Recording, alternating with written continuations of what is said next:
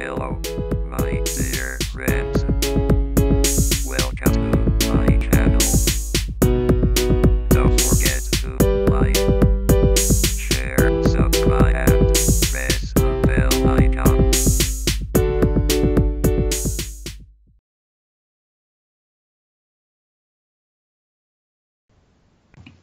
Okay, good morning class.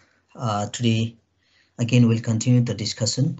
So especially we're talking about the regulatory framework in which we made the several discussion.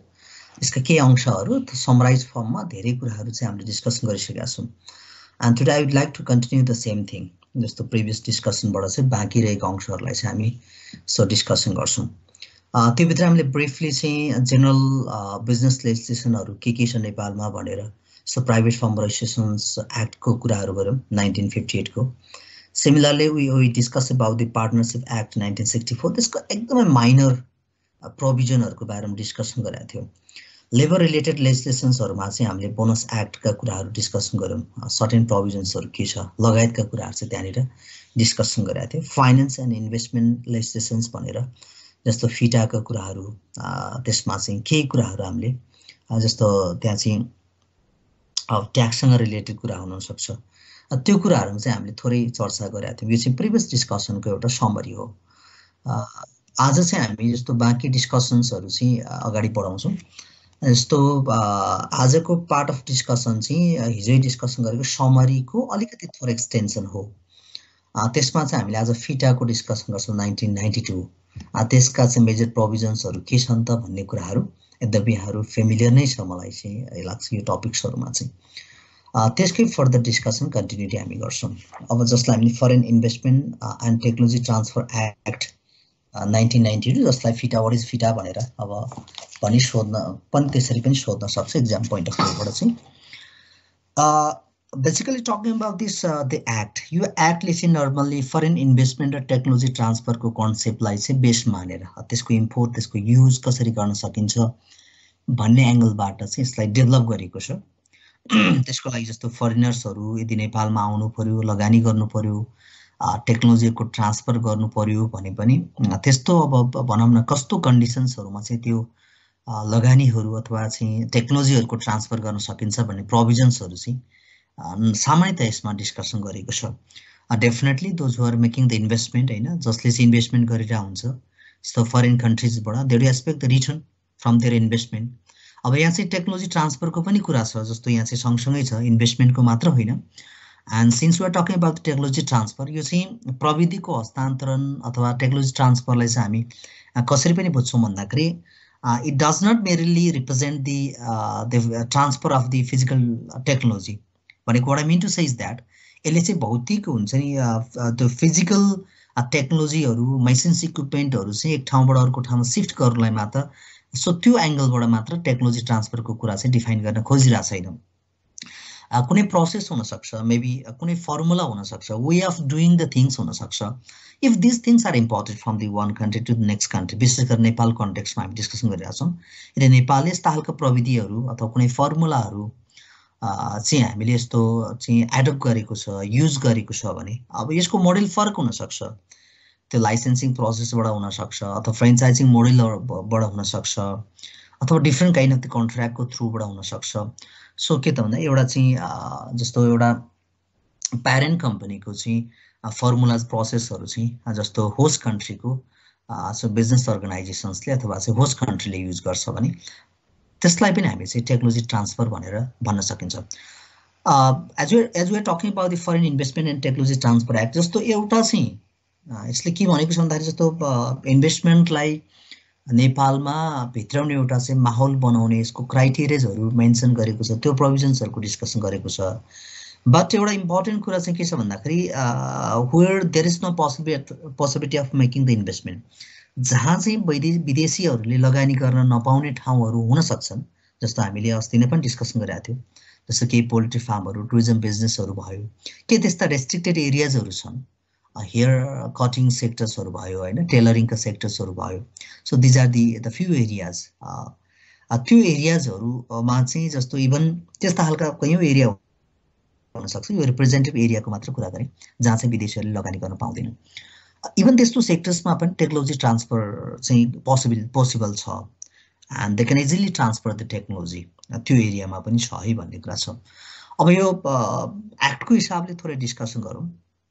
जस्तो अघि पनि हामीले भनिहाल्यौँ, यसले चाहिँ विशेष गरेर जस्तो यसमा चाहिँ जस्तो फरेन इन्भेस्टमेन्टलाई प्रमोट गर्नको लागि अथवा टेक्नोलोजी ट्रान्सफरको लागि चाहिँ एउटा चाहिँ मेकानिजम सिस्टम एउटा चाहिँ इन्भाइरोमेन्ट बनाउने काम चाहिँ फिटा 1992 एक्टले चाहिँ गर्दछ। त्यही मेजर कुरा हो। यसलाई कसरी डिफाइन गरेको छ त यो एक्टले भनेको छ। जस्तो डेफिनेसनमा हेर्ने हो भने चाहिँ जस्तो वैदेशिक लगानी अथवा चाहिँ फरेन इन्भेस्टमेन्ट भन्नाले केलाई बुझिने छ भनेर यो चाहिँ एक्टकै हिसाबले डिफाइन गरेको छ। यदि कुनै पनि विदेशीहरूले चाहिँ जस्तो इक्विटी सेयरमा लगानी गरेको अवस्था छन् भने होइन, इक्विटी सेयरमा लगानी गरेको अवस्थालाई पनि हामी के भन्न सकिन्छ, फरेन इन्भेस्टमेन्ट भनेर डिफाइन गर्न सकिन्छ भनेर एक्टले भनेको छ। यदि कुनै जस्तो विदेशीहरूले अलरेडी जेनेरेट गरेको इन्कमहरूलाई अथवा अर्निङहरूलाई रिइन्भेस्टमेन्ट गर्छन् भने पनि that also comes under the foreign investment. त्यसलाई पनि उसले चाहिँ आफूले आर्जित गरेको मुनाफाहरूलाई फेरि लगानी गर्यो भने पनि त्यस्तो खालको लगानीलाई पनि चाहिँ फरेन इन्भेस्टमेन्ट भनिनेछ भनेर एक्टले डिफाइन गरेको छ। अर्को चाहिँ जस्तो यसमा चाहिँ यदि कसै जस्तो काइन्ड अफ दि फरेनर्सहरूले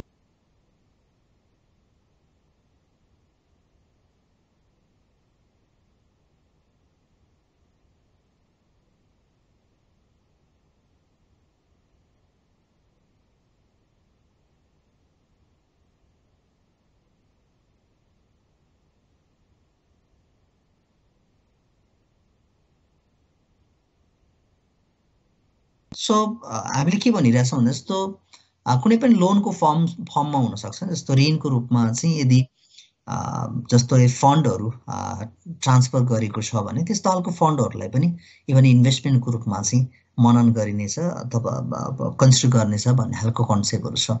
यो भयो डेफिनेसन्सका कुराहरू भयो। जस्तो अघि हामीले भनेको थियो जस्तो नम्बर बीमा भनेको छ जस्तो टेक्नोलोजी ट्रान्सफर मिन्स होइन transfer of any technology made under any agreement between an industry and a foreign investors भनेको छ अन द फलोइङ म्याटर्स भनेको छ।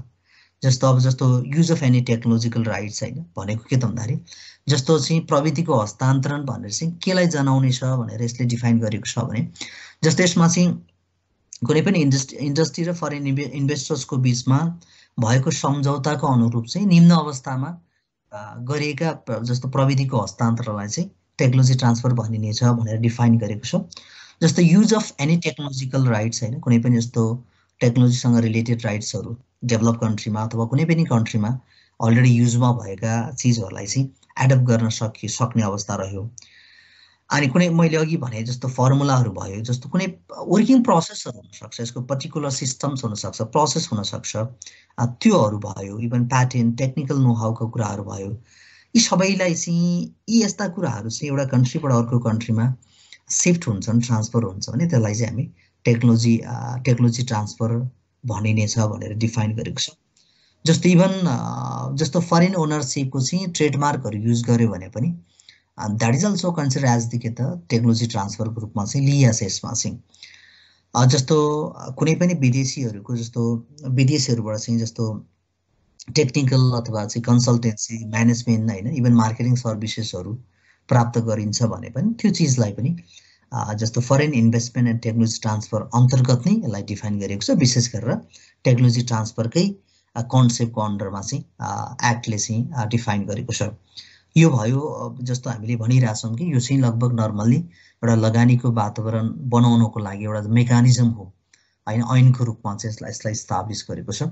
अर्को पर्मिसन भनेको चाहिँ डेफिनेटली होइन, जस्तो those who are willing to make the investment in Nepal होइन, so they have to take the permission from the concern department. सो सम्बन्धित निकायबाट चाहिँ यसलाई चाहिँ अनुमति लिनै पर्छ भन्ने कुरा नै हो। जस्तो अघि हामीले भन्यौँ जस्तो हेयर कटिङका कुराहरू, tailoring, travel agency, poultry farm जस्ता इन्डस्ट्रिजहरूमा चाहिँ इभन वैदेशिक लगानीहरू इन्भेस्टमेन्टका कुरालाई चाहिँ रेस्ट्रिक्टेड प्रोहिबिटेड गरेको छ, निषेधित गरिएको छ। यद्यपि यो एरियामा टेक्नोलोजी ट्रान्सफर चाहिँ गर्न सकिन्छ, प्रविधिको हस्तान्तरण चाहिँ गर्न सकिन्छ। सो अर्को रिपार्टेसनको फेसिलिटीका कुराहरू छ, जसले चाहिँ आफ्नो लगानीबाट मुनाफा आर्जन गरेको छ त्यसलाई चाहिँ आफ्नो कन्ट्रीमा फिर्ता गर्न पाउने प्रावधानहरू पनि छन्।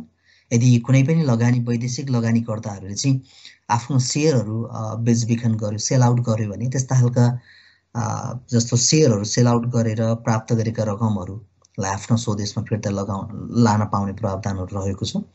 जस्तो प्रफिटहरू भयो, डिभिडेन्डका कुराहरू भयो, ती कुराहरूलाई चाहिँ सहज रूपमा आफ्नो कन्ट्रीमा लान पाउने कुराहरू छ। यदि उसले जस्तो अघि हामीले भन्यो नि जस्तो लोनको रूपमा those are making the investment होइन, यदि ऋणको रूपमा पनि लगानी गरेको छ भने त्यसबाट चाहिँ प्राप्त गरेका जस्तो इन्ट्रेस्टहरू पनि आफ्नो कन्ट्रीमा लान पाउने प्रावधानहरू चाहिँ मिनिमम प्रावधानहरू चाहिँ यहाँनिर राखिदिएको छ।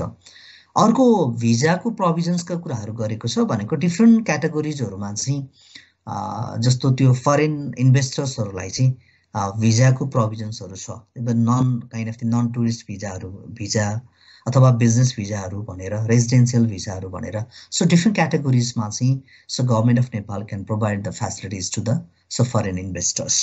त्यो विदेशी लगानीकर्ताहरूको लागि चाहिँ त्यस्तो खालको सुविधाहरू अथवा तिनीहरू नेपालमा बसेर बिजनेसको एक्टिभिटीहरू कन्डक्ट गर्नको लागि अथवा इन्भेस्टमेन्ट गर्नको लागि चाहिँ यस्तो खालको माहौलहरू चाहिँ एक्टले बनाइदिएको छ, जसले गर्दाखेरि चाहिँ उनीहरूले इन्करेज गर्न सक्छ, इजी कम्फर्ट फिल गर्न सक्छ। अर्को चाहिँ सेटलमेन्ट अफ डिस्प्युट भनेको छ। नर्मल्ली अब त्यसमा चाहिँ जस्तो यदि कुनै विवादहरू त्यसमा एराइज भयो भने चाहिँ फर्स्टमा चाहिँ रेस्पोन्सिबिलिटी भनेको चाहिँ जस्तो म्युचुअल कन्सल्टेसनबाट नै अथवा हुन्छ नि कन्सर्न पार्टिजहरू जो जससँग सम्बन्धित छ, जहाँनिर विवाद चाहिँ उत्पन्न भएको छ, डिस्प्युटहरू, त्यस खालको विवादहरू चाहिँ सम्बन्धित के त काइन्ड अफ दि जस्तो विशेष गरेर पार्टिजहरूले नै सम्बन्धित डिपार्टको चाहिँ जस्तो उपस्थितिमा त्यसलाई सल्भ गर्न सकिनेछ भन्ने प्रावधान छ। कुनै त्यस्तो टेक्निकल इस्युजहरू आयो होइन, कुनै चाहिँ अब प्राविधिक कुराहरू प्रब्लम्सहरू आयो भने त्यो बेलामा क्रिएट भएको कन्फ्लिक्टलाई चाहिँ सम्बन्धित निकायको उपस्थितिमा चाहिँ यसलाई सल्भ गर्न सकिनेछ भन्न खोजेको छ। सम्बन्धित निकायको परामर्शमा चाहिँ यसलाई सल्भ गर्न सक्छ। यदि त्यसरी पनि कुनै पनि विवादहरू समाधान भएन भने त्योभन्दा अलिकति ब्रोडली चाहिँ जान सक्छ। त्यस्तो अवस्थामा चाहिँ नर्मल्ली जस्तो युनाइटेड नेसन कमिसन्सको चाहिँ एउटा चाहिँ जस्तो इन्टरनेसनल ट्रेड लसँग रिलेटेड जति पनि प्रोभिजन्सहरू छ त्यसको एकोर्डिङली चाहिँ त्यसरी पनि अघि हामीले भने कन्सर्न पार्टिजहरूले त्यो डिबेटहरूलाई डिस्प्युटहरूलाई सल्भ गर्न सकेनन् भने इन्टरनेसनल ट्रेड लसँग रिलेटेड जस्तो लहरूको आधारमा चाहिँ उनीहरूले विवादलाई समाधान गर्न सक्छ भन्ने केही रिप्रेजेन्टेटिभ कुराहरू चाहिँ हामीले सो फिटा जस्तो foreign investment and technology transfer एक्टमा चाहिँ केही रिप्रेजेन्टेटिभ कुराहरू डिस्कसन गऱ्यौँ। सिमिलरली अर्को एक्ट छ जस्तो माइन्स एन्ड मिनरल्स एक्ट भनेर 1985 छ। यसमा पनि विशेष गरेर माइन्स एन्ड मिनरल्स रिसोर्सेसको स्क्याभेसन प्रोसेसिङ गर्ने कुराहरू र त्योसँग रिलेटेड सम्बन्धित अधिकारहरूका कुराहरू यहाँ हाइलाइट गरेको छ। सबैभन्दा पहिला त जस्तो हामीले जति पनि खनिज पदार्थहरू अथवा चाहिँ प्राकृतिक स्रोत र साधनहरू भनेर भन्छौँ, मिनरल रिसोर्सेसका कुराहरू, माइन्सका कुराहरू भयो, so these are the property of the government होइन। त्यो चाहिँ सबैभन्दा पहिला चाहिँ सरकारको सम्पत्तिको रूपमा यसलाई चाहिँ ग्रहण गर्ने काम चाहिँ गरिन्छ नेपालको जुन यो एक्टको हिसाबले चाहिँ। सो त्यसो भएको हुनाले जस्तो even mines and minerals act 1985 पनि विशेष गरेर यिनै खनिज पदार्थहरूको उत्खनन अथवा चाहिँ त्यसको चाहिँ आइडेन्टिफिकेसन्स होइन अनि त्यसको चाहिँ kind of the further processing गर्ने कामसँग चाहिँ यो चाहिँ रिलेटेड छ अथवा तिनै कुराहरूसँग चाहिँ यसले डिल गर्ने काम चाहिँ गर्छ।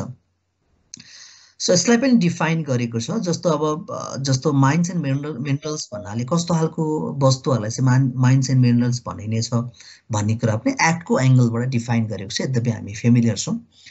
जस्तो जति पनि इनअर्ग्यानिक काइन्ड अफ दि मिन्सहरू हुनसक्छ त्यो चाहिँ अब त्यो ग्राउन्डको सर्फेसमा हुनसक्छ अथवा चाहिँ भनौँ न हामी धरतीको माथि हुनसक्छ अथवा चाहिँ अन्डरग्राउन्ड हुनसक्छ। त्यस्तो मिनरल्सका कुराहरूलाई चाहिँ के त यसले चाहिँ मिनरल्स भनिनेछ भनेर भनेको इनअर्ग्यानिक चिजहरू जो चाहिँ जस्तो सर्फेसमा अथवा जमिनको सतहमा अथवा जमिनको मुनि एभाइलेबल हुने चिजहरू छन्। प्रोस्पेक्टिङ अपरेसन भन्नाले के भनेर बुझिनेछ भनेर यसले डिफाइन गरेको छ। द्याट मिन्स के त अल टाइप्स अफ के त एक्सप्लोरेसन एन्ड फिजिबिलिटी स्टडिज भनेको छ। प्रोस्पेक्टिङ अपरेसन भन्नाले जस्तो जति पनि खनिज पदार्थहरूको चाहिँ हुन सक्छ, यो चाहिँ उत्खनन गर्ने कामहरू हुन सक्छ, त्यसको सम्भाव्यता अध्ययन गर्ने कुराहरू हुन सक्छन्, रिसर्च गर्ने कुराहरू हुन सक्छ, त्यो कामलाई चाहिँ प्रस्पेक्टिङ अपरेसन भनेर भनिनेछ भनेको छ। यहाँ चाहिँ डिपार्टमेन्टको कन्सेप्ट पनि छ, विभाग भनेर केलाई बुझिनेछ भन्ने कुराहरू एक्टकै भाषा यो चाहिँ। अब यसमा चाहिँ डिपार्टमेन्ट भन्ने बित्तिकै चाहिँ department of mines and geology of the government of Nepal भनेर बुझ्नुपर्नेछ भनेको छ, अथवा चाहिँ डिपार्टमेन्ट भन्ने बित्तिकै department of mines and geology of the government भनेर बुझिनेछ भनेर डिफाइन गरेको छ। यसको सर्टेन प्रोभिजन्सहरू छन् यसमा चाहिँ, जस्तो अघि हामीले भन्यौँ सबभन्दा फर्स्ट प्रोभिजनमा चाहिँ प्रावधानमा चाहिँ जति पनि मिनरल रिसोर्सेसहरू छन्, माइनिङ रिसोर्सेसहरू छन्, so these are the property of the government, सरकारको सम्पत्तिको रूपमा यसलाई ग्रहण गर्ने काम चाहिँ गरिन्छ। जुन यसलाई पनि क्लासिफाई गरेको छ, माइन्स एन्ड मिनरल रिसोर्सेसहरूलाई पनि वर्गीकरण गरेको छ। एउटा चाहिँ एउटा नेचरको आधारमा, अर्को चाहिँ महत्त्वको आधारमा गरेको छ। जस्तो नेचरको आधारमा चाहिँ धातु र अथवा हुन्छ नि अधातु, मेटालिक र नन मेटालिक मिनरल्स भनेर क्याटेगोराइज गरेको छ। अनि अर्को चाहिँ महत्त्वको आधारमा चाहिँ एकदमै भेरी प्रेसियस भनेर, एकदमै बहुमूल्य होइन, सो एकदमै महत्त्वपूर्ण अथवा चाहिँ भ्यालुएबल मिनरल्स अथवा अर्डिनरी मिनरल्स भनेर सामान्य क्याटेगोराइज मात्र गरेको, यद्यपि यो त्यति ठुलो मिनिङफुल कुरा चाहिँ होइन। अब जस्तो माइनिङ अपरेसन्सहरू कन्डक्ट गर्नको लागि चाहिँ गभर्मेन्टको अधिकारको कुराहरू, पावरको कुराहरू गरेको छ। यसमा चाहिँ नम्बर 3 मा चाहिँ भनेको power of the government to carry out the mining operations भनेको छ। भनेको अघि हामीले भनेको जस्तै डिपार्टमेन्ट अफ माइनिङले चाहिँ के गर्न सक्छ, यो जस्तो माइनिङ अथवा मिनरल रिसोर्सेसको फर्दर फिजिबिलिटी स्टडी, त्यसलाई स्क्याभेसन उत्खनन गर्न सक्ने सबै अधिकारहरू छन्, अथवा जसले लाइसेन्स प्राप्त गरेको छ त्यही काम गर्नको लागि माइनिङ तथा मिनरल रिसोर्सेसको स्क्याभेसन प्रोसेसिङ अथवा त्यसको स्टडी गर्नको लागि जसले चाहिँ those are getting the license permission भनौँ न, त्यस तिनले पनि, त्यो पार्टीले पनि गर्न सक्छ। अदरवाइज के हो त, डिपार्टमेन्ट अफ माइनिङले विशेष गरेर चाहिँ त्यस्तो खालको अधिकारहरू चाहिँ ग्रहण गरेको छ।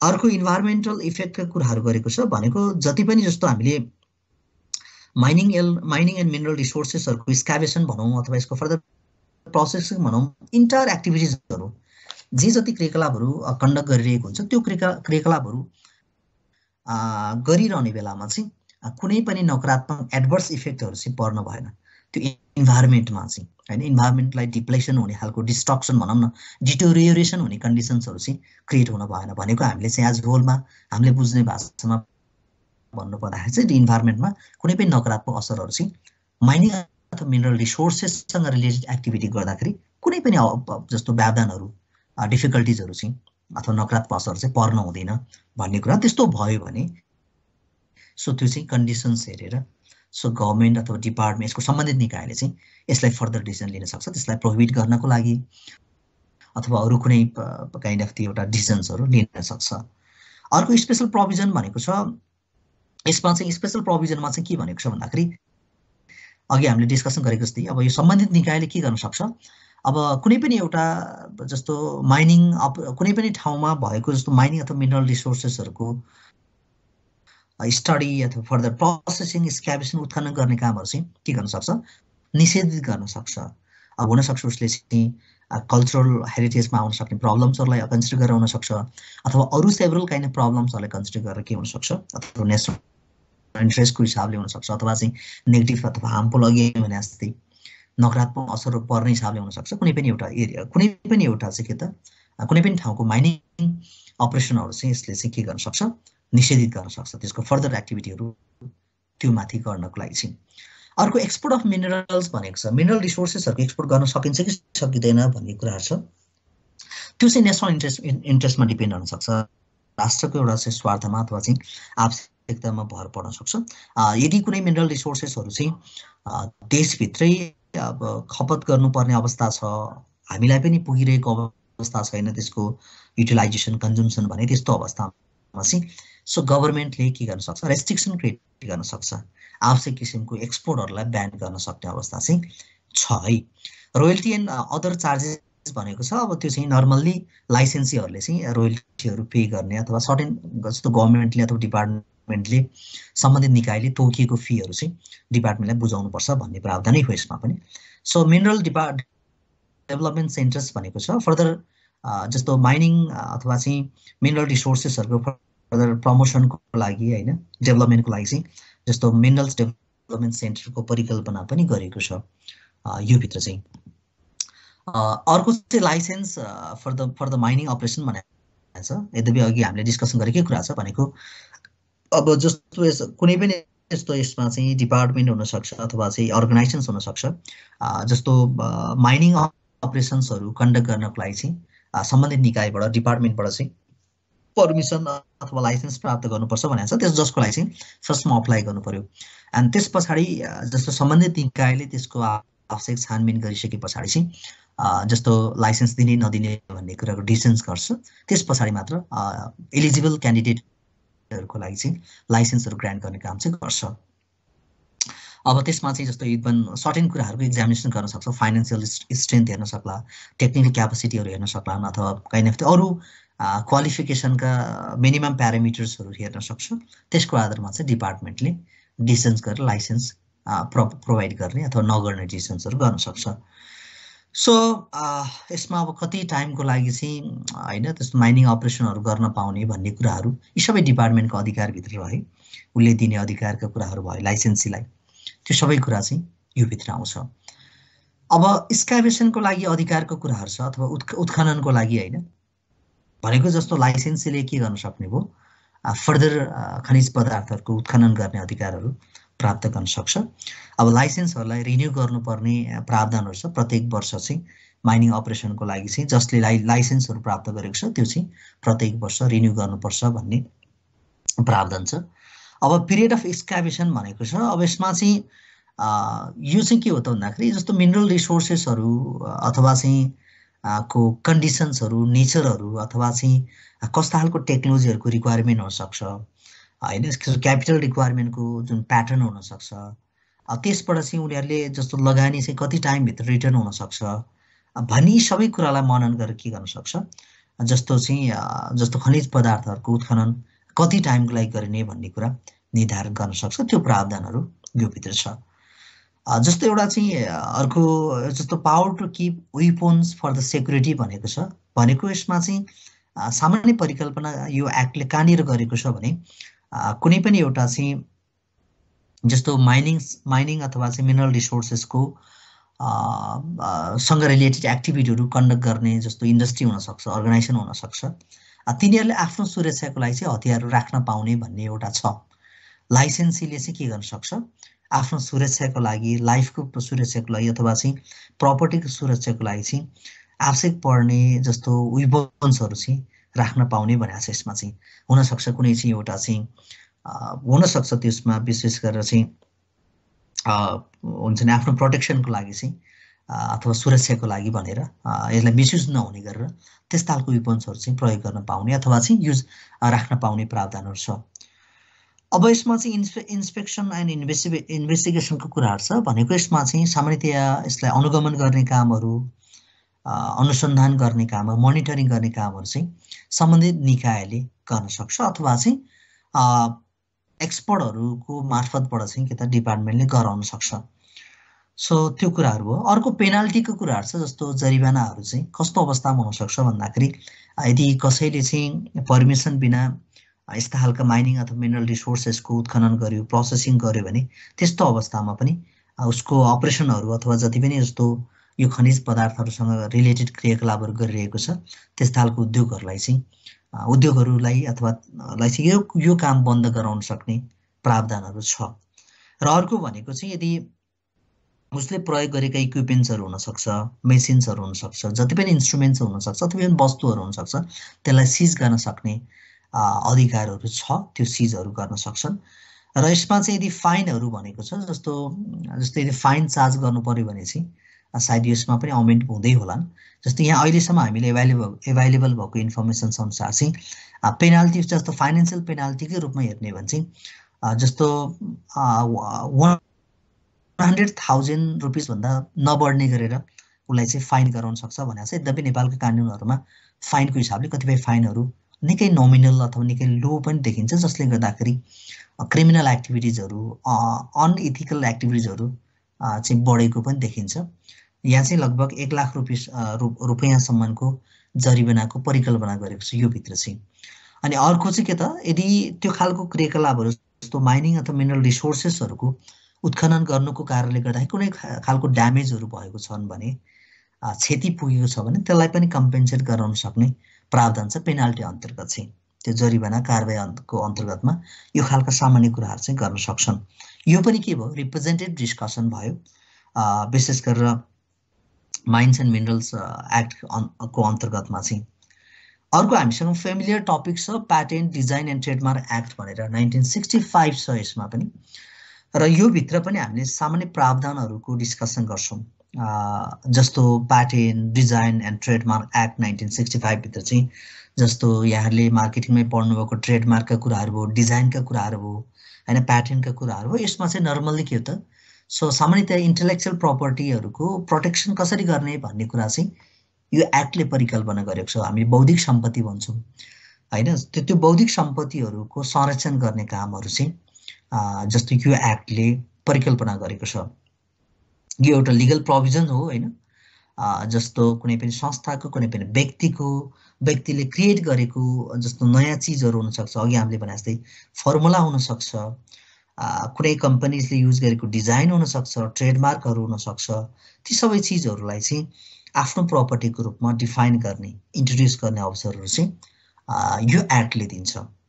सो अब यसलाई वान बाई वान डिस्कसन गरौँ। जस्तो प्याटेन्ट भनेर केलाई बुझिनेछ भनेर यसले डिफाइन गरेको छ एक्टकै हिसाबले चाहिँ।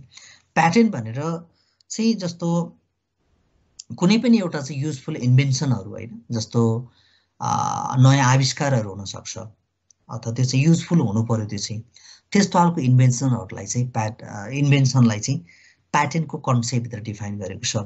जस्तो यसमा फर्दर हेरौँ, इन्भेन्टेड थ्रु अ न्यू के त मेथड अथवा प्रोसेस अफ द कन्स्ट्रक्सन होइन, अपरेसन हुनसक्छ। जस्तो पब्लिसिटी अफ एनी मटेरियल्स अथवा or the collection of the materials through any principal or formula भनेको छ, भनेको त्यसमा हुनसक्छ स्पेसिफिक टाइपको फर्मुलाहरू युज गरेको हुनसक्छ, प्रोसेसहरू युज गरे हुनसक्छ जुन चाहिँ नयाँ हुनु पर्यो होइन, न्यू इन्भेन्सन हुनुपर्छ। त्यस्तो कुरालाई पनि के गर्न सकिन्छ प्याटेन्ट राइटभित्र चाहिँ त्यसलाई रजिस्टर गर्न सकिन्छ। अब त्यस्तो खालको प्याटेन्टहरूको राइटहरू चाहिँ यहाँनिर जस्तो राइट ओभर द प्याटेन्ट भनेको छ। अब के गर्ने अधिकारहरू छन् त भन्ने कुरा छ, अथवा त्यसको लागि त फर्स्टमा चाहिँ सबैभन्दा पहिला चाहिँ त्यसको पनि दर्ता गर्नुपर्छ होइन। जस्तो प्याटेन्ट अथवा ट्रेडमार्क अथवा चाहिँ जस्तो प्याटेन्टहरूलाई पनि प्याटेन्ट अथवा के अरे प्याटेन्ट डिजाइन एन्ड ट्रेडमार्क एक्टको अन्तर्गतमा चाहिँ यसमा चाहिँ आफ्नो ओनरसिप अथवा स्वामित्व ग्रहण गर्नको लागि चाहिँ दर्ता गर्नै पर्छ। र अर्को कुरा चाहिँ कसैले आफ्नो जस्तो सम्बन्धित जस्तो व्यक्तिको अथवा संस्थाको पर्मिसन बिना चाहिँ यस्तो खालको प्याटेन्ट राइटहरू पनि मिसयुज गर्न पाउँदैन अथवा अरूले युज गर्न पाउँदैन, कसैको फर्मुलाहरू चोरी गर्न पाइएन, कसैको नयाँ चिजहरू छ, इन्भेन्टेड चिजहरू हुनसक्छ, त्यो चिजलाई चाहिँ आफ्नो प्रपर्टी हो भनेर क्लेम गर्न पाउँदैन। अब यसलाई यो चाहिँ सामान्यतया जस्तो एउटा जस्तो यसमा चाहिँ पर्सन टु पर्सन चाहिँ के त यो चाहिँ ट्रान्सफर हुनसक्छ, एउटा मुभेबल प्रपर्टीको रूपमा चाहिँ यसलाई चाहिँ ट्रान्सफर गराउन सक्ने प्रावधानहरू चाहिँ रहेछ। जस्तो कुनै पनि एउटा चाहिँ जस्तो ओनरको भनौँ न, जसले चाहिँ यो प्याटेन्ट राइट के अरे प्याटेन्टको चाहिँ इन्भेन्सन गरेको छ, जस्तो उसको जस्तो कुनै पनि सहमति बिना चाहिँ यस्तो खालको चिजहरू चाहिँ प्रयोग गर्न पाउँदैन भन्ने कुरा छ। यदि त्यसरी गरेको छ भने उसले प्रयोग गरेका वस्तुहरू अथवा विभिन्न सेवाहरूलाई जफत गर्न सक्ने प्रावधानहरू चाहिँ छ है। अर्को यसको लागि पनि अप्लाई फर द के त द प्याटेन्ट भनेको छ, भनेको सामान्यतया यसलाई अप्लाई गर्नै पर्यो प्याटेन्ट राइटको लागि पनि। सम्बन्धित निकायमा चाहिँ यसलाई दर्ता गराउनु पर्यो, त्यसलाई निवेदन दिनु पर्यो। निवेदन दिने बेलामा चाहिँ नर्मली के भनेको छ, के डकुमेन्ट चाहिन्छ त भन्ने सामान्य प्रावधान राखेको छ। जस्तो नेम एड्रेस अथवा चाहिँ हुन्छ नि जस्तो इन्भेन्टरको प्रोफेसन हुनसक्छ, उसको पेसा के हो त भन्ने कुरा चाहिँ हाइलाइट गर्नु पर्यो। अनि जस्तो होइन मेथड्स अफ अपरेसनहरू हुनसक्छ अथवा चाहिँ त्यस्तो खालको जस्तो प्याटेन्टहरूको युज कसरी हुन्छ होइन भन्ने कुराहरू त्यहाँ चाहिँ उल्लेख गर्नु पर्यो। कुनै प्रिन्सिपलहरू छन्, सिद्धान्तहरू छन् भने अब के हो त त्यसको मेन्सन गर्नु पर्यो। कुनै फर्मुला छन् भने त्यसलाई पनि हाइलाइट गर्नु पर्यो। अब यसमा चाहिँ आवश्यकता पर्यो भने के हुनसक्छ, इन्भेन्सनको ड्रइङहरू स्केचहरू पनि बुझाउनु पर्ने हुनसक्छ। अब त्यो अब तोकिएको फीहरू त सामान्य रूपमा भइहाल्यो। र केही प्रावधानहरू पनि छन् जहाँ चाहिँ प्याटेन्ट चाहिँ के दर्ता नहुने अवस्थाहरू छन् अथवा क्यान्सिलेसनमा जाने अवस्थाहरू पनि छन्। यदि जस्तो चाहिँ जसले चाहिँ दर्ता गर्न खोजेको छ, दर्ता गर्न खोजेको व्यक्तिको चाहिँ नयाँ इन्भेन्सन होइन भने त्यस्तो अवस्थामा पनि प्याटेन्टहरू चाहिँ दर्ता हुँदैन। यदि त्यही प्याटेन्ट जसमा चाहिँ आजको दिनमा दर्ता गर्नको लागि चाहिँ क्लेम गरेको छ, त्यो यदि त्यो प्रकारको अथवा चिजहरू चाहिँ अलरेडी दर्ता भएको छ भने त्यस्तो अवस्थामा पनि प्याटेन्टहरू चाहिँ दर्ता नहुने अवस्थाहरू हुनसक्छ। अब अर्को कुरा, इम्पोर्टेन्ट कुरा चाहिँ कुनै हेल्थमा अथवा चाहिँ कुनै एउटा चाहिँ मोरल एस्पेक्टहरूमा अथवा पिपुल एस्पेक्टहरूमा होइन, अथवा राष्ट्रको हितमा चाहिँ यसले नकारात्मक असर पर्ने खालका कुनै चिजहरू छन् भने त्यस्तो चिजहरूमा पनि प्याटेन्ट राइटहरू चाहिँ ग्रान्टिङ गर्दैन, अथवा चाहिँ यो चाहिँ त्यस्तो खालको एरियामा पनि प्याटेन्ट राइटहरू चाहिँ प्रोभाइड गर्दैन। र अहिले स्थापित जुन कानुनहरू छन्, नेपालकै कानुनको कुरा गरौँ अथवा चाहिँ होइन, यो यसको बााउन्ड्री होला। सो यो भनेको यो बााउन्ड्रीभित्र चाहिँ यदि यो जस्तो कसैले क्लेम गरेको प्याटेन्ट राइटको कारणले गर्दाखेरि जस्तो अहिले स्थापित भइरहेको कानुनहरूसँग बाजिने अवस्थाहरू आयो भने त्यस्तो अवस्थामा पनि त्यस्तो चिजहरूमा चाहिँ प्याटेन्ट राइटहरू प्रदान नगरिने प्रावधानहरू छ, नगर्ने प्रावधानहरू छ। अब त्यो प्याटेन्ट एप्लिकेसनलाई सामान्यतया त एक्जामिन गरिहाल्छ। सबभन्दा पहिला चाहिँ अब त्यो इन्भेन्सन चाहिँ साँच्चै एप्लिकेन्टले गरेको इन्भेन्सन हो कि होइन भन्ने कुराहरू चाहिँ मेजर गर्ने काम चाहिँ गरिन्छ। अब त्यसमा चाहिँ इभन आवश्यक पर्यो भने सम्बन्धित निकायले चाहिँ त्यो एक्सपर्टहरूसँग परामर्श लिएर पनि अगाडि बढ्न सक्छ। जस्तो सामान्यतया यस्तो खालको प्याटेन्ट राइटहरू दिने बेलामा चाहिँ त्यो नोभेल्टी अफ द वर्क अथवा नोभेल्टी प्रिन्सिपल हो कि होइन, अथवा त्यो नयाँ चिज हो कि होइन, भिन्न चिज हो कि होइन, त्यो युनिक हुनु पर्यो, त्यस्तो खालको चिज हो कि होइन भन्ने कुराहरू हेर्छन्। अब इन्डस्ट्रियल एप्लिकेबिलिटी छ कि छैन, यी सबै कुरा चाहिँ एक्जामिन गरेर मात्र चाहिँ प्रदान गर्छ प्याटेन्ट राइटहरू। अर्को त के अरे सर्टिफिकेट दिने कामहरू भइहाल्यो। र यसमा चाहिँ त्यो प्याटेन्ट राइटहरू दिइसके पछाडि चाहिँ त्यसमा चाहिँ पब्लिकेसन पनि गर्न सक्छ। तर डिपार्टमेन्टले चाहिँ कतिपय कुरा गोप्य राख्ने कुराहरू बाहेक चाहिँ सामान्यतया चाहिँ जस्तो नेसनल इन्ट्रेस्टको आधारमा कुनै चिजहरू गोप्य राख्ने तरिकाले पब्लिस नगर्ने कुरा एउटा छ। त्यस्तो अवस्था बाहेक चाहिँ सामान्यतया डिपार्टमेन्टले चाहिँ त्यस्तो खालको प्याटेन्ट राइटहरू जसलाई ग्रान्ट गरेको छ त्यस्तो खालको चिजहरू चाहिँ पब्लिस गर्न सक्छ। अब यसमा चाहिँ सर्टेन अपोजिसनको कन्सेप्टहरू पनि छ। भनेको जस्तो मानव मैले क्लेम गरेको रजिस्टर गरेको चाहिँ प्याटेन्टहरू चाहिँ अरू कसैको हो भन्ने हो भने चाहिँ त्यो व्यक्तिले चाहिँ के गर्न सक्छ, त्यो क्लेम गर्न सक्छ। जस्तो डिपार्टमेन्टभित्र चाहिँ फर्दर मेरो प्याटेन्ट राइट चाहिँ अथवा प्याटेन्ट चाहिँ अरू कसैले युज गरेको छ भनेर उसले चाहिँ के गर्न सक्छ, फाइलहरू चाहिँ सबमिट गर्न सक्छ अथवा चाहिँ केसहरू चाहिँ फाइल गर्न सक्छ। अब यसमा रिन्युअलको कन्डिसन छ अथवा टर्म्स एन्ड रिन्युअल भनेको छ। नर्मली प्याटेन्ट राइट चाहिँ 7 इयर्सको लागि भ्यालिड रहनेछ भनेको छ, 7 वर्षको लागि। यो एक्सपायर भएको टाइमले चाहिँ 35 डेजभित्र रिन्यू गर्नुपर्छ भन्ने कुरा छ। र यसले चाहिँ के भनेको छ, रिन्युअल फर द 2 टाइम्स भनेको छ। भनेको 2 चोटिसम्म चाहिँ यो चाहिँ प्याटेन्ट चाहिँ के हुन जस्तो रिन्यू गर्न सक्ने अवस्थाहरू चाहिँ रहेछ। मुभिङ अहेड अर्को चाहिँ हाम्रो डिस्कसनको पार्ट भनेको डिजाइनसँग छ। अब डिजाइन भनेको पनि अब कुनै पनि डिजाइन बनाएको छ अथवा सेप अफ मटेरियल्सहरू बनाएको छ जस्तो होइन, जुन चाहिँ कुनै एउटा मेथड्सहरू द्वारा चाहिँ बनाएको हुनसक्छ, त्यस्तो खालको चिजलाई चाहिँ डिजाइन भनिनेछ भनेर यो एक्टले डिफाइन गरेको छ।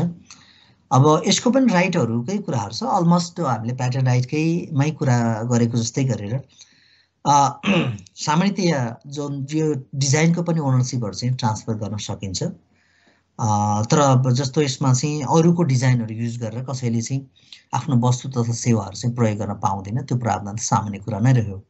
यसको लागि पनि दर्ता गर्नुपर्छ। यसको लागि चाहिँ सर्टेन जस्तो ड्रइङ्सहरू, स्केचहरू होइन, आवश्यक कपिजहरू चाहिँ प्रदान गरेर सम्बन्धित निकायलाई प्रदान गरेर प्रोभाइड गरेर दर्ता प्रक्रियामा जान सक्छ। त्यस पछाडि मात्र डिपार्टमेन्टले चाहिँ आवश्यक के त एक्जामिनेसन गरेर, मोनिटरिङ गरेर, इभ्यालुएसन गरेर डिजाइनको पनि दर्ता गर्न सक्ने अवस्थाहरू सिर्जना गर्छ भनेको डिजाइनको दर्ता गर्ने अथवा नगर्ने कुरा चाहिँ डिसाइड गर्ने काम चाहिँ गर्छ। यो पनि दर्ता नहुने अवस्थाहरू छन् जुन हामीले प्याटेन्ट राइटमा डिस्कसन गरेको जस्तै गरेर। अब यसमा चाहिँ जस्तो यदि यसले अघि हामीले भने जस्तै जस्तो कुनै पनि इन्स्टिट्युसन्सको अथवा इन्डिभिजुअल पर्सनको डिग्निटीमा चाहिँ जस्तो नकारात्मक असर पर्छ भने पर्ने रहेछ भने त्यस्तो अवस्थामा पनि डिजाइनहरू पनि खासै के त रजिस्टर हुँदैन। अब त्यसमा चाहिँ अघि हामीले भनेको जस्तै गरेर पिपुलहरूको अथवा मानिसहरूको अथवा चाहिँ राष्ट्रिय जुन हित विपरीत अथवा चाहिँ राष्ट्रिय जुन नेसनल एस्पेक्टमा चाहिँ यसले नकारात्मक असर पर्ने अवस्था रह्यो भने पनि त्यो पनि त्यस्तो अवस्थामा पनि यस्तो खालको डिजाइन पनि दर्ता हुँदैन जसरी प्याटेन्ट दर्ता हुँदैन। अब यो यदि अलरेडी नै दर्ता गरेको अवस्था छन् भने पनि त्यस्तो अवस्थामा पनि दर्ता चाहिँ हुँदैन। अब terms and renewal of the design भनेको चाहिँ यो चाहिँ 5 इयर्सको लागि छ। जस्तो प्याटेन्ट चाहिँ 7 वर्षको लागि भ्यालिड हुन्छ भनेको थियो, तर यो चाहिँ 5 इयर्सको लागि भ्यालिड हुन्छ भनेको छ। यो पनि अब डेट एक्सपायर भएको 35 डेजभित्र चाहिँ दर्ता गर्नुपर्छ भनेको छ। यदि कसैले चाहिँ जस्तो यसलाई दर्ता नगरिकन युज गरेको छ भने त्यसमा पनि फाइनहरू अथवा उसले प्रयोग गरेका वस्तुहरू जफत गर्न सक्ने प्रावधानहरू चाहिँ पेनाल्टी अन्तर्गत छ। र अर्को यसैको पार्ट छ प्याटेन्ट डिजाइन एन्ड ट्रेडमार्क एक्टकै अन्तर्गतमा चाहिँ अब हामी ट्रेडमार्कको थोरै चर्चा गरौँ, हाइलाइट गरौँ। सो यो भित्र चाहिँ हामीले के हेर्न सकिन्छ भन्दाखेरि जस्तो ट्रेडमार्क भने चाहिँ जस्तो कुनै जस्तो हुन्छ नि कुनै वर्डहरू युज गरे हुनसक्छ, सिम्बोलहरू युज गरे हुनसक्छ, त्यस्तै गरेर चाहिँ यस्तो कुनै पर्टिकुलर टाइप्सको पिक्चरहरू चाहिँ प्रयोग गरेको हुनसक्छ होइन। त्यस्तो खालको जसले चाहिँ जस्तो आफ्नो वस्तुलाई अरूको भन्दा भिन्न बनाउँछ। यहाँनिर म रिड गर्छु, ट्रेडमार्क मिन्स होइन any word, symbol or picture or the combination of the के त अफ होइन। So combination of this things भनेको छ for showing the difference from the goods or the service of the others होइन। अरूभन्दा चाहिँ भिन्न बनाउनुको लागि चाहिँ प्रयोग गरिएको चिजहरू अथवा सिम्बोलहरू अथवा चाहिँ यसमा पिक्चरहरूलाई चाहिँ ट्रेडमार्क भनिनेछ भनेर यसले डिफाइन गरेको छ। यसको पनि राइटको कुराहरू छ। अफकोर्स जसले दर्ता गरेको छ ट्रेडमार्कलाई त्यसमा चाहिँ फुल राइटहरू प्रोभाइड गर्ने कुरा भइहाल्यो।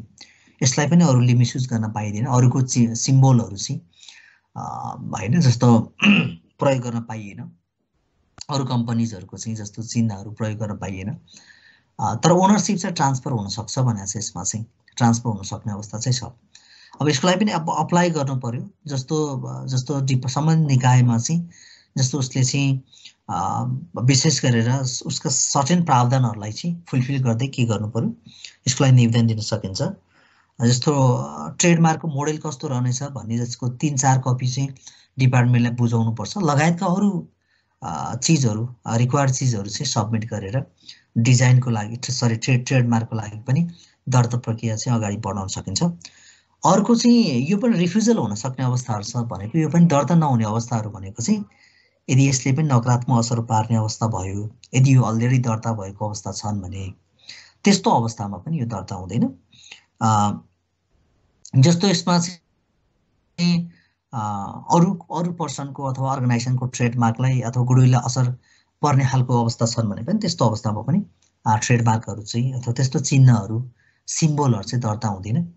अघि हामीले भने जस्तो राष्ट्रिय नेसनल इन्ट्रेस्टमा नकारात्मक असर पर्ने अवस्थाहरू छन् भने पनि त्यस्तो अवस्थामा पनि यो काइन्ड अफ त्यो ट्रेडमार्कहरूको चाहिँ के हुँदैन दर्ता हुने अवस्था चाहिँ रहँदैन।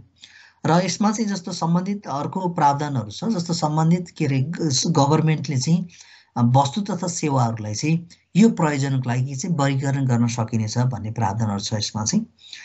र दर्ताको प्रक्रियाकै कुरा फेरि फर्केर हेर्ने हो भने चाहिँ जस्तो सम्बन्धित निकायले आवश्यक जस्तो अनुसन्धान गरिसके पछाडि चाहिँ दर्ता प्रक्रिया अगाडि बढाउन सक्छ। यसको पनि यो कति भ्यालिड रहन्छ भन्ने कुरा हेरौँ। Terms and renewal of the ट्रेडमार्कमा पनि यो पनि 7 इयर्सको लागि रहन्छ।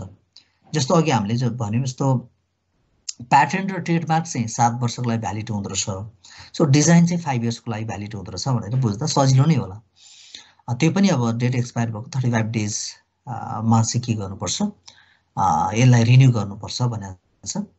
ट्रेडमार्कको पनि क्यान्सलेसन हुन सक्ने अवस्थाहरू छ भनेको यदि उसले लिएको ट्रेडमार्कहरू चाहिँ जस्तो उसले ट्रेडमार्क प्राप्त गरेको डेटबाट 1 वर्षभित्र चाहिँ उसले प्रयोगमा ल्याएनन् भने त्यस्तो अवस्थामा पनि ट्रेडमार्कहरू चाहिँ जस्तो क्यान्सल हुन सक्ने अवस्था चाहिँ छ। ट्रेडमार्कको पब्लिकेसन भनेको छ डिपार्टमेन्टले चाहिँ यसलाई चाहिँ के गर्न सक्छ, पब्लिस गर्न सक्छ। अर्को अपोजिसन एन्ड कम्प्लेन भनेको छ अघि हामीले भनेको जस्तै गरेर यदि त्यो चाहिँ मेरो ट्रेडमार्क हो भन्ने कसैलाई छ भने चाहिँ त्यस्तो अवस्थामा चाहिँ उसले सम्बन्धित निकायमा गएर चाहिँ त्यो मेरो ट्रेडमार्क हो भनेर क्लेम गर्न सक्ने अवस्थाहरू छ, त्यो गर्न पाउँछ। त्यसमा चाहिँ सम्बन्धित निकायले आवश्यक के त यसमा अनुसन्धान गरेर परीक्षणहरू गरेर चाहिँ फर्दर एक्सन अथवा डिसिजन्सहरू लिन सक्छ। अर्को पेनाल्टी अथवा कम्पेन्सेसनकै कुराहरू छ, जुन चाहिँ एउटा चाहिँ हामीले अघि भनिहाल्यौँ ट्रेडमार्कहरू अरूको ट्रेडमार्कहरू युज गर्यो भने त्यसलाई रजिस्टर नगरिकन युज गर्यो भने त्यस्तो अवस्थामा चाहिँ के गर्न सक्छ, गुड्स एन्ड सर्भिसेस मटेरियल्सहरूको जफत गर्न सक्छ। अथवा कुनै त्यो कारणले गर्दाखेरि कुनै क्षति भएको छ भने त्यस्तो अवस्थामा पनि उसलाई चाहिँ त्यो क्षतिहरू चाहिँ कम्पेन्सेट गराउने सक्ने प्रावधानहरू छ। अब यो त फीहरू हो, यो मेरो निकै पुरानो छ। यसमा चाहिँ जस्तो चाहिँ एप्लिकेसनको फी, प्याटेन्टको लागि कति, डिजाइनको लागि, ट्रेडमार्कको लागि कति भनेर यो चाहिँ पुरानो चाहिँ मैले अपडेट गर्न पाएको छैन। तर यसमा लेटेस्ट चाहिँ यहाँहरूले सम्बन्धित डिपार्टमेन्टमा गएर हेर्न सक्नुहुनेछ। ओके, अर्को हामीसँग छ कपिराइट एक्ट भनेर 2059 अथवा जसलाई 2002 छ। यसमा चाहिँ यसलाई जस्तो कपिराइट एक्टको पनि सर्टेन मेजर प्रोभिजनहरू हामी हेरौँ। यसमा पनि जस्तो वर्क भनेर केलाई भनिनेछ भनेर यसले डिफाइन गरेको छ यसमा पनि हैन। जस्तो यसमा चाहिँ ओरिजिनल्ली प्रेजेन्टेड गरेको वर्कहरू हुनसक्छ। अब यसमा चाहिँ जस्तो के भनेको छ भने वर्क मिन्स हैन any work presented originally and intellectually in the field of the literature. जस्तो लिटरेचरको फिल्डमा प्रस्तुत गरेका जस्तो ओरिजिनल वर्कहरू हुन सक्छन्, अथवा चाहिँ साइन्सको फिल्डमा भनौँ, अथवा कुनै पनि अरू फिल्डहरू हुन सक्छन्। जस्तो यसमा चाहिँ त्यो एरियामा गरेको कामहरूलाई चाहिँ संरक्षण गर्ने अधिकार, यो चाहिँ अब दर्तै गर्नुपर्छ भन्ने कम्पल्सन छैन। तर जसले चाहिँ जस्तो भनौँ न कसैले चाहिँ बुकहरू लेख्या हुनसक्छ, आर्टिकल्सहरू हुनसक्छ, कसैको थेसिसहरू हुनसक्छ। त्यसो भएको हुनाले थेसिसहरू कपी गर्न हुँदैन भनेर हामी भन्छौँ नि नर्मल्ली। आफ्नै इनिसिएसन हुनुपर्छ। इभन अरूको स्टेटमेन्टहरू युज गरेको छ भने पनि, जस्तो सानो इक्जाम्पल हामीलाई सहज हुने कुरा अथवा बुझ्ने कुरा गर्ने हो भने पनि, जस्तो अब कतिपय थेसिसहरू चाहिँ हामीले अरूको युज गर्छौँ, त्यो खालको कुराहरू गऱ्यो भने त्यो चाहिँ कपिराइटभित्र चाहिँ अब क्लेम गर्न सक्ने अधिकारहरू छन्। यदि कसैको स्टेटमेन्टहरू युज गरेका छन् भने त्यसलाई चाहिँ प्याराफ्रेजिङ गर्नुपर्छ, त्यसलाई आफ्नै वेमा चाहिँ लेखिनुपर्छ, तर उसको रिफरेन्स राखेर फल्नाको स्टेटमेन्ट हो है, फल्नाले भनेको भनाइ हो भनेर चाहिँ राख्नुपर्छ भनेर हामी भन्छौँ नि। भनेको त्यो खालको इभन बुकहरू भयो, पम्पलेटहरू भयो, अथवा आर्टिकलहरू भयो होइन, इभन कुनै ड्रामा होला अथवा ड्रामाटिक म्युजिक्सहरू हुनसक्छ, धेरै वर्कहरू हुनसक्छ। अब जसले चाहिँ जस्तो इभन त्यो वर्कहरूमा चाहिँ के हुनसक्छ, सामान्यतया कपिराइटका कुराहरू चाहिँ जस्तो लागु हुन्छ यो एरियामा चाहिँ। सो अर्को चाहिँ जस्तो म्युजिकल नोटेसन अथवा documents with or without words भनेको छ, त्यो चिजहरू पनि पर्यो यसमा चाहिँ।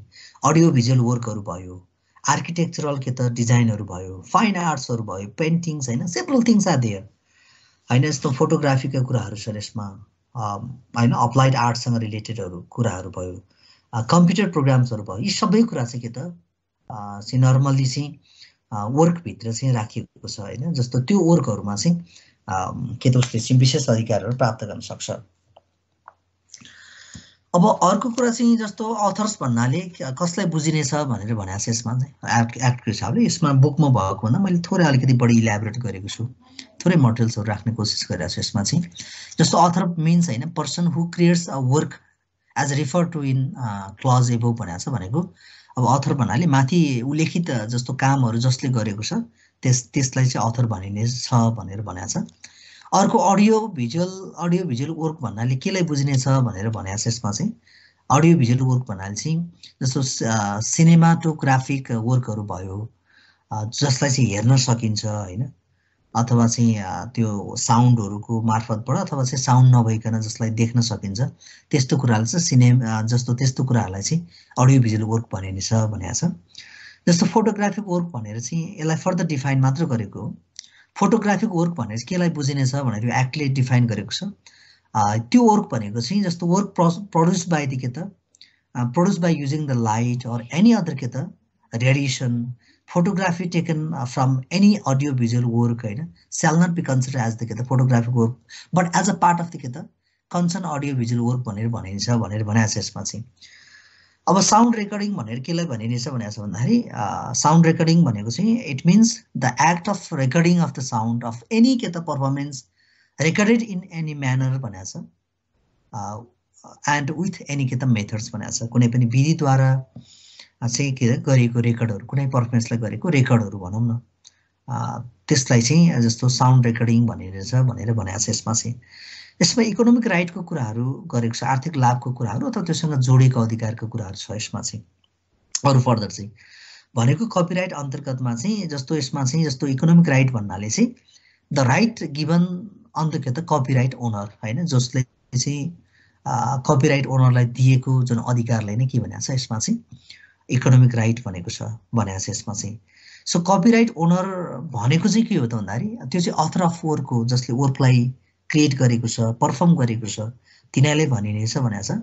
अर्को ब्रोडकास्टिङ मिन्स पनि भनेको छ जस के अरे ब्रोडकास्टिङ भनेको छ ब्रोडकास्टिङ भन्नाले चाहिँ केलाई बुझिनेछ भनेर एक्टकै भाषामा परिभाषित गरेको छ it means exhibition of the work होइन जसले चाहिँ ब्रोडकास्ट गरेको छ प्रचार प्रसार गर्छ अडियो भिजुअल वर्कहरू प्रचार प्रसार गर्छ त्यसलाई नै ब्रोडकास्टिङ भनिनेछ भनेको छ यसमा। लकै भाषाहरूमा थोरै रिडिङ गर्छु जस्तो कम्युनिकेसन टु द पब्लिक भनेको चाहिँ के त भन्छ भने यसले चाहिँ कम्युनिकेसन टु द पब्लिक भनेको चाहिँ इट मिन्स द के त act of broadcasting and audio broadcasting and audio or visual broadcasting भनेर बुझिनेछ भनेको छ त्यसलाई नै कम्युनिकेसन टु द पब्लिक भनेर बुझिनेछ भनेको छ। अर्को मोरल राइट भनेको छ मोरल राइट भनेको चाहिँ यस्तो सक्सेसर अथवा any person authorise by the others जसले चाहिँ उत्तराधिकारी तोकिएको छ त्यो व्यक्तिलाई चाहिँ के भनिन्छ मोरल राइटको कुराहरू जस्तो मोरल राइट भन्नाले मिन्स के त सक्सेसर अथवा any person authorise by the others भनेर डिफाइन गरेको छ। पर्फर्मर भनेर चाहिँ केलाई बुझिने छ त भनेर डिफाइन गरेर अघि हामीले भनेकै कुराहरूको फर्दर एक्सप्लानेसन हो यो चाहिँ। पर्फर्मर भन्नाले चाहिँ जस्तो एक्टर हुनसक्छ कोही गीत गाउने मान्छे हुनसक्छ सिङ्गरहरू हुनसक्छ म्युजिसियनहरू भयो होइन डान्सरहरू भयो तिनलाई चाहिँ पर्फर्मर भनेर बुझिनेछ भनेको छ। जस्तो जसले चाहिँ आर्टिस्टिक वर्कहरू गरेको छ त्यसलाई पर्फर्मर भनिनेछ भनेको छ। अब अर्को कुरा अब हामी मेन प्रोभिजन भित्र आइरहेछौँ प्रोटेक्सन अफ द कपिराइट भनेको छ। अब यसमा सामान्यतया चाहिँ कुनै पनि वर्कहरू जस्तो अघि हामीले भन्यो नि विशेष गरेर चाहिँ जस्तो सेभरल वर्कहरू अथवा चाहिँ पर्फर्म गरेका चिजहरू चाहिँ यसमा चाहिँ के त कपिराइटको अन्डरमा चाहिँ प्रोटेक्सन गरिनेछ भन्ने कुरा छ यसमा चाहिँ। अब जस्तो इभन ट्रान्सलेसनका कामहरू हुनसक्छ कुनै एरेन्जमेन्टसँग रिलेटेड कामहरू हुनसक्छ कुनै सिक्वेन्सियल एरेन्जमेन्ट अफ द वर्कहरू हुनसक्छ त्यस्ता कामहरूमा चाहिँ के त कपिराइटको जस्तो प्रोटेक्सनहरू चाहिँ छ भनेको कपिराइटको मार्फतबाट त्यो खालको कामहरू चाहिँ प्रोटेक्सन गर्न सकिनेछ भनेको छ। अब यसमा चाहिँ जस्तो कुनै ओरिजिनल प्रेजेन्टेसन्सहरू हुनसक्छ अथवा डाटाहरू हुनसक्छ त्यसलाई पनि जस्तो यसमा चाहिँ कपिराइटको एङ्गलबाट जस्तो प्रोटेक्सन गर्ने प्रावधानहरू छ। अब यसमा चाहिँ कस्तो खालको चिजहरूमा चाहिँ कपिराइटहरू प्रदान गरिँदैन अथवा त्यो अधिकारहरू चाहिँ पाइँदैन भन्ने कुरा यहाँ सर्टेन कुराहरू छ। यदि कुनै धार्मिक चिजहरू छन् होइन जस्तो कुनै न्युजहरू छ होइन विशेष गरेर चाहिँ कोर्टको जजमेन्टहरू हुनसक्छ कुनै लोकगीतहरू हुनसक्छ दन्ते कथाहरू हुनसक्छ होइन यी सामान्य कुराहरू त्यस्तो चिजहरूमा चाहिँ यो कपिराइटको अधिकारहरू चाहिँ प्राप्त गर्न सकिँदैन अघि हामीले भनिहाल्यौँ। तर सामान्यतया कपिराइटको अधिकारहरू ग्रहण गर्नको लागि चाहिँ जसरी प्याटेन्ट डिजाइन र ट्रेडमार्कको चाहिँ दर्ता कम्पलसरी थियो रजिस्ट्रेसन गर्नुपर्छ भन्ने थियो। अब यसमा चाहिँ रजिस्ट्रेसन चाहिँ कम्पलसरी छैन तर यसमा चाहिँ के हुनसक्छ नर्मल्ली अब त्यो चाहिँ भोलुन्टरीली के गर्न सक्छ यसमा चाहिँ जस्तो इभन अथरहरूले चाहिँ दर्ता गर्न सक्ने प्रावधान चाहिँ छ। अब owner of the economic right of the work भनेको छ नर्मल्ली अथरलाई नै जान्छ यसमा इकोनोमिक राइट चाहिँ अथरलाई नै जाने कुरा हो। अब यसमा चाहिँ त्यसो भएको हुनाले जस्तो इभन अथर्सहरूले चाहिँ उसको कामहरूलाई रिप्रोड्युस गर्नको लागि त्यसलाई फर्दर ट्रान्सलेट गर्नको लागि फर्दर संशोधन गर्नको लागि होइन निकै अधिकारहरू चाहिँ त्यो ओनरलाई रहन्छ।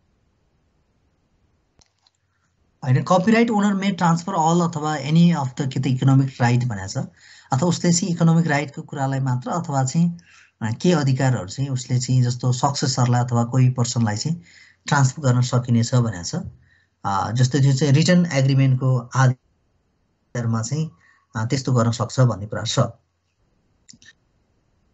सो त्यस्तो अवस्थाहरू चाहिँ यो एक्टले त्यो प्रोभिजनहरू चाहिँ लेखेको छ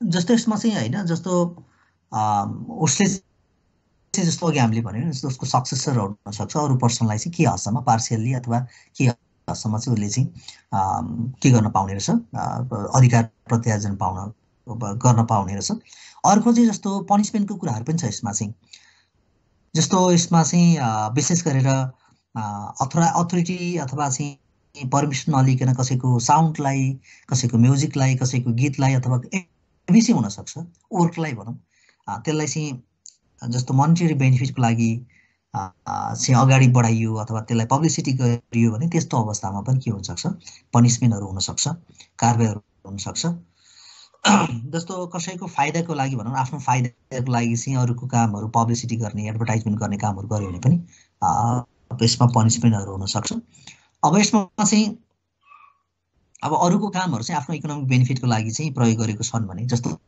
मैले अघि भने नि मटेरियल्सहरू सेयरिङ गरिरहेको छ मैले फाइदाको लागि मोनिटरी बेनिफिटको लागि प्रयोग गरेँ भने त्यस्तो अवस्थामा चाहिँ कारबाहीहरू हुनसक्छ अब यसमा चाहिँ अनअथराइज कपीहरूको इम्पोर्टेसन्सहरू भयो भने पनि त्यस्तो बेलामा पनि के हुनसक्छ यसमा चाहिँ कारबाहीहरू हुनसक्छ जस्तो फाइनहरू सर्टेन हो भने 10,000सम्मको होइन जस्तो यसमा चाहिँ person shall be punished with the fine of the के sum from the 10,000 to the 100,000 rupees भनेको छ यस्तो खालको कामहरू अवैधानिक कामहरू गर्यो भने त्यस्तो अवस्थामा पनिसमेन्ट गर्न सक्छ भन्ने प्रावधान छ जुन कुराहरू चाहिँ हामीले गर्यौँ जस्तो बुकमा दिएको सर्टेन प्रोभिजनभन्दा थोरै यसलाई इन्लार्ज गर्ने कोसिसहरू हामीले गरेका छौँ र यति भन्दै अब टाइम पनि ओभर भएको छ यति भन्दै आजको डिस्कसनलाई चाहिँ मैले यहीँ ऱ्यापअप गर्छु अब नेक्स्ट विक चाहिँ हामी फेरि रिडिस्कसन गरौँला